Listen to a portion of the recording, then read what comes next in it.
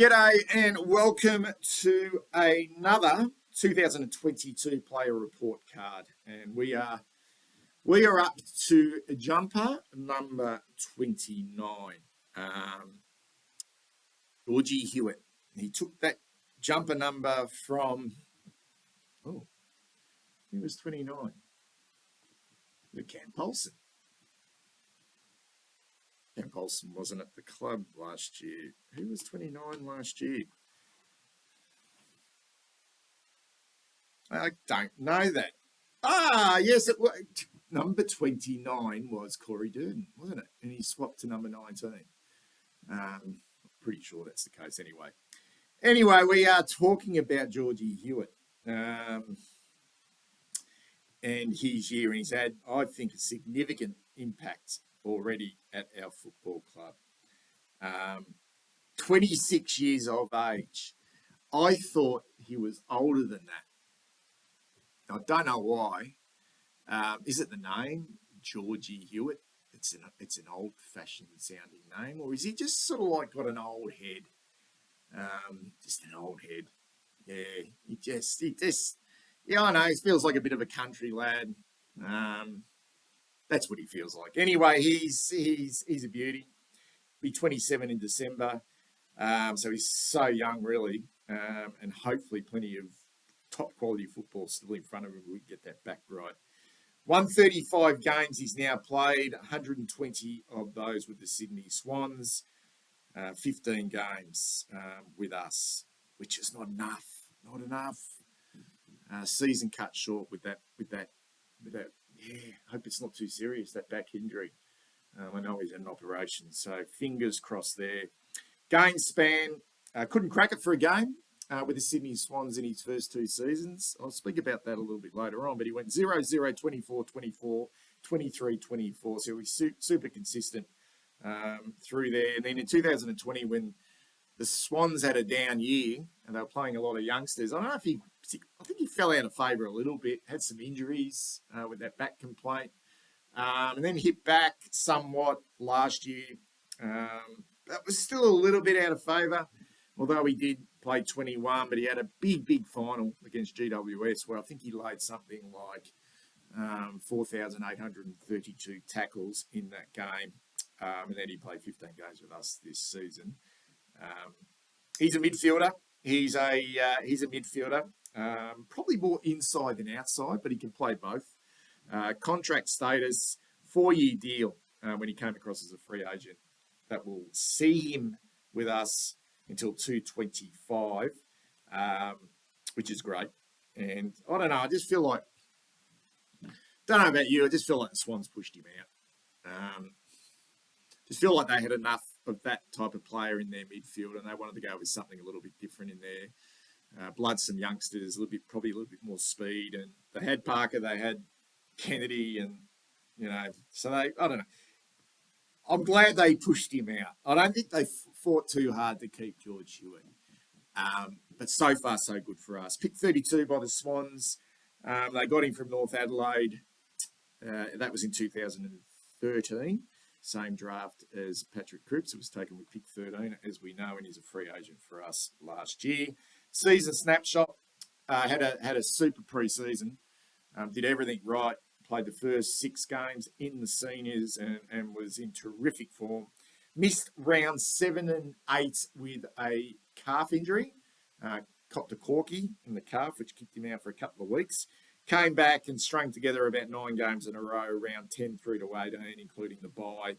But then his form just tapered a little bit.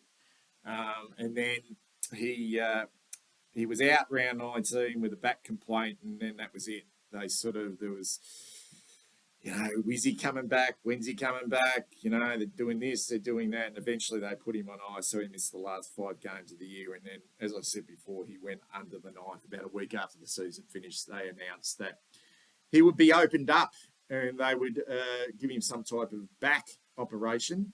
And the plan is to get him back running by the start of the pre-season. So very, very disappointing not to have him, not to have Sam Walsh, not to have Matthew Kennedy late in the season, particularly in that last game of the year against the Pies. Statistically unbelievable, really. for a no nonsense type player. It's sort of no nonsense, isn't he? There's no fanfare about George Hewett. No fanfare at all. But elite in disposals, 28.5. Elite in both contested and uncontested possessions. Elite in clearances. He's above average in stoppages around the ground, but his centre clearance work is ranked elite. Score involvement 6.7. Elite disposal efficiency really good as well. Elite 79.2%. Above average in tackles. Pressure acts outstanding, and inside 50 is pretty good as well, 4.2. Average in metres gained. He's not a big metres gained player, and that's probably says why his disposal efficiency is so good as well, because he generally he handballs more than he kicks, and when he does kick, he probably kicks short more than he kicks long. And below average in goals. Now, this is something I think he could add to his game. Now, when he couldn't crack it for a game in his first 2 seasons at the Sydney Swans, and you would think a player of his capabilities, and I know you'd be a youngster, but when you come into the system as a midfielder, you might crack a game in your first season, 1 or 2, 3 maybe, half a dozen in your second season. But he went 0-0, and there was no injuries. There was no real injuries that I could note in my research. But it did say that the way to crack into that team in his third year was to become a sort of a forward, and he became a bit of a goal kicker in his third season with the Sydney Swans. So he knows how to kick a sausage roll, and I think that's an area of our midfield that probably can improve. I know Cripper's improved it. Walsh had done really well with it last year, but fell away this year.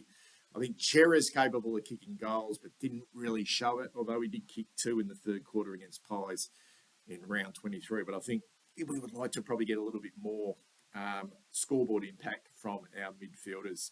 So statistically, outstanding, George Hewett. Best performance. I think when you have the first part of the year, right up until the back complaint, but I felt like he did start to drop away, particularly in contested possessions. I reckon the last 4 games he played before, round 19, when he went out, he just didn't look right. And in hindsight, looking back now, obviously that back complaint was lingering for, I reckon about after the bye. He probably wasn't at his best. In fact, nowhere near his best. But I love what he was able to put together in the front half of the season. He had 6 games where he had 30 plus, so he was super consistent. But I can't go past the round 10 game at Marvel Stadium on a Friday night, packed house. Well, it was nearly a packed house, sort of 40-odd thousand. The joint was rocking, and Georgie was coming up against his old side, who basically pushed him out the door and said, "We don't need you or want you anymore. We've got other preferences we want to get games into." And he had an absolute blinder against Luke Parker, and I know Josh Kennedy did his hammy in that game, but he was on fire, Georgie. He was unbelievable. 32 disposals against his old side. But listen to this, 16 contested possessions. He had 8 tackles and a game-high 9 clearances. He had one hell of a night against his old mob. Like a lot of our team, and I think this probably says a lot to do with the way he was feeling in regards to his body, but he did lay 10 tackles against the Saints, but, geez, he was ineffective. Just 22 touches, and he looked slow. He looked sore. And if you really look at his stats in his last 5 or 6 games, his contested possession rate really did start to drop away. So, obviously, that back complaint was stopping or hindering his grunt work. Strengths, he's got plenty of strengths. He's an accumulator, sort of ball magnet, knows how to find the pill, so he can read the play. Pretty smart, neat skills. He's not going to kill the opposition with his disposals, but he's really good on both sides of the body. He's one of those rare AFL players that can kick just as well on the left side. Great vision, particularly by hand. Got great mix of both inside and outside game. More of an inside game for us this season, but he can play an outside game and he can stop. He can go to the opposition's most dangerous midfielder and keep them quiet and find a bit of the ball himself. So he's really probably taken that mantle from what Ed Kerno was doing, I don't know, 2 or 3 seasons back. He's tough in the contest, very good tackler, very disciplined, very, very reliable footballer. These are not so much weaknesses for George Hewett, but he's not a penetrating player. He's not going to kill the opposition by foot. He's not necessarily going to break a game open. I describe him more as the glue in our midfield. It sort of holds it together because he has the capability of doing so many different things. But he's not going to be so much a match winner. He has got terrific leg speed. He's sort of one pace, so he doesn't spread really quickly, doesn't break away from the stoppage really quickly, probably doesn't defend really quickly as well. He's more a complementer. That's probably what I was looking for. A complementer. Is that a word? Well, it is a word now on my blue heaven. And that's it. There has to be a question mark now on his body. And I think we just worry about that because we do have so many players who are injured and so many players who have question marks on their durability, and we just hope that we haven't brought another player. Well, we're so lucky that we did bring him to our football club, but Jesus Christ, if he comes back next year and he's missing half of the season or a lot of the chunk of the season because of a back injury, then, oh, God, I just sort of don't want to think about it. Anyway, one word. I was going to go with revelation as my one word, but no. He is a revelation. But I just went with footballer. George Hewett is a footballer. And that's maybe why he's old-fashioned as well, because he's just a footballer. Yeah, he knows how to find the ball. He's smart.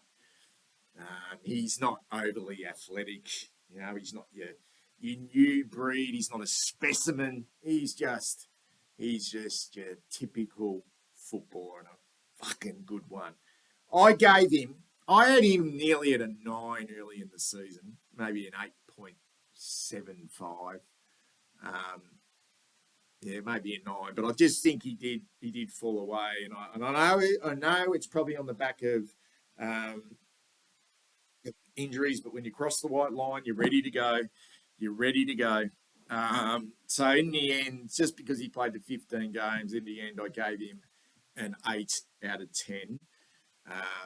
But it feels like he could be more important for us than just an 8 out of 10 moving forward. Tell me what you think about the season of George Hewett, guys. Do you like him?